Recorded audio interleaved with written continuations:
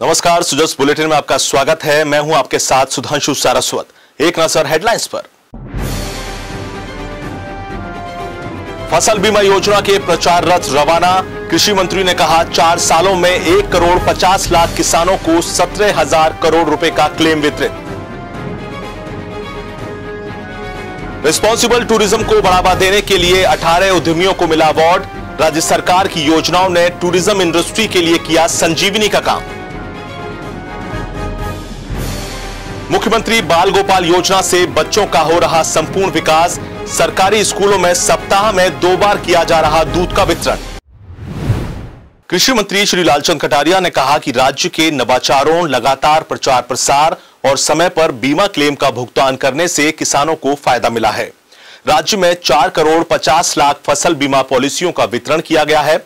कृषि मंत्री ने गुरुवार को जयपुर में फसल बीमा योजना के प्रचार प्रसार के रथों को हरी झंडी दिखाकर रवाना करते हुए कहा कि योजना के तहत राज्य में अनावृष्टि और अतिवृष्टि के कारण फसलों से हुए नुकसान की भरपाई के लिए राज्य सरकार द्वारा 4 वर्षों में लगभग 1 करोड़ 50 लाख फसल बीमा पॉलिसी धारक किसानों को 17,000 करोड़ रुपए का फसल बीमा क्लेम वितरित किया गया है।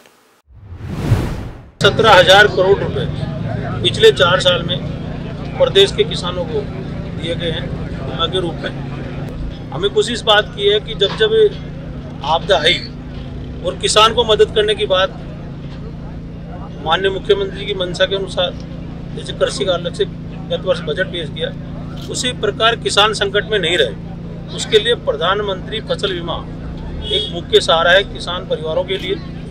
और मैं कह सकता हूँ कि राजस्थान की बहुत बड़ी राशि फसल बीमा के माध्यम से किसानों को दी गई है।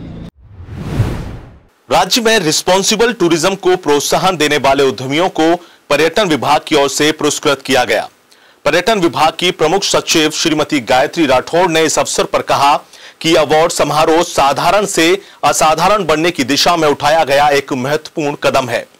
उन्होंने बताया कि कोविड-19 ने टूरिज्म इंडस्ट्री को बुरी तरह से प्रभावित किया था, लेकिन राज्य सरकार की योजनाओं ने टूरिज्म इंडस्ट्री के लिए संजीवनी का काम किया। इसी का परिणाम आज राजस्थान पर्यटन नई ऊंचाइयों को छू रहा है। आउटलुक ग्रुप और राजस्थान टूरिज्म ने मिलकर के ये रिस्पॉन्सिबल टूरिज्म अवार्ड पहली बार राजस्थान में प्रारंभ किया है। राजस्थान में टूरिज्म बहुत बड़े लेवल पे बढ़ गया है। जो संख्या है जिसमें जैसे मैंने अभी बताया ऑलमोस्ट 93% बढ़ गई है 2019 के कंपैरिजन में।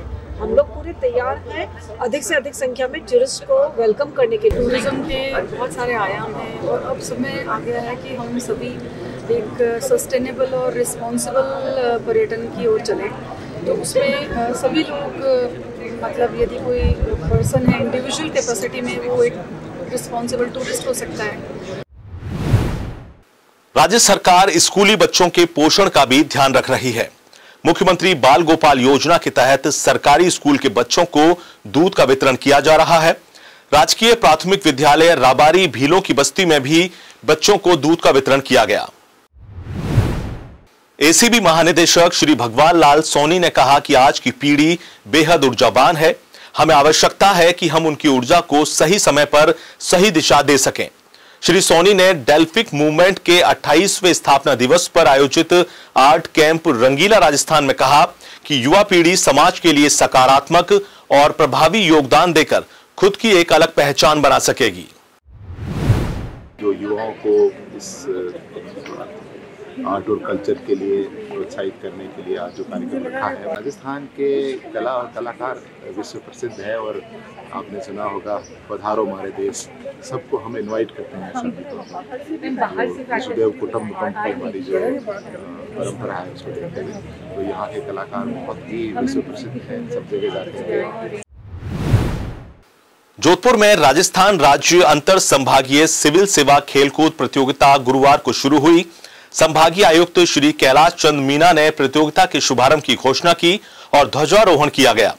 कार्यक्रम का आयोजन शाला क्रीड़ा संगम गौशाला मैदान पर किया गया। इस मौके पर जिला कलेक्टर श्री हिमांशु गुप्ता भी मौजूद रहे।